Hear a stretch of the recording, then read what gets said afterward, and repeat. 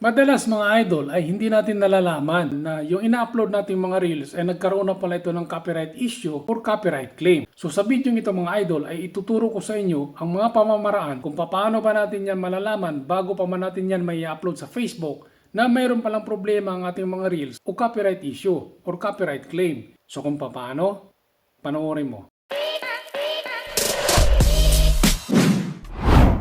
Okay, so unang-una mga idol ay wag na wag kayong dumaan dito sa Blue Facebook application para mag-upload ng inyong mga reels dahil siguradong pag may violation ng inyong mga reels ay hindi nyo yan makikita.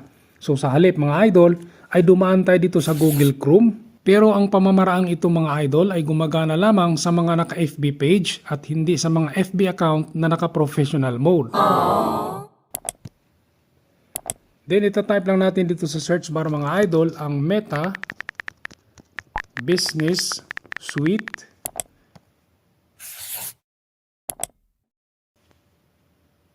So ito na yun mga idol. So automatic na mag-a-appear ang ating mga FB page. So dito mga idol ay i-upload na natin ang ating reels. So i-zoom lang natin. Pindutin lang natin itong create reel mga idol. Then dito sa gawing kaliwa mga idol makikita natin itong add video.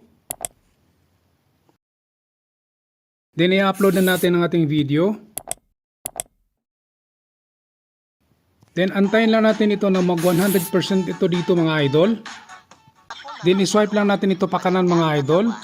Then ito na yung sinasabi ko sa inyo mga idol na dito natin malalaman kung may copyright issue yung ating reel. So antayin lang natin mapuno ito. So kasama na nga sa ina-analyze ng system ni Meta mga idol yung ating ginamit na mga sound effects, music background at lahat-lahat na ng effects na ginamit natin sa ating video kung wala ba itong copyright o problema mga idol. So ayan mga idol, nakita nyo, your reel is safe to publish. So dito pala mga idol ay nalalaman na kaagad natin kung may problema ang i-upload nating reels o wala. So pagka ganitong wala mga idol, so mag-proceed na tayo, i-upload na natin. I-swipe lang natin ito pa kaliwa. Then lagyan na natin ito dito ng description. Then choose a frame. Then tuloy-tuloy na yan mga idol. Pwede na natin itong i-upload mga idol. So hindi pa naman natin na-upload mga idol ay nalalaman na kagad natin kung may problema yung reels na i-upload natin o wala.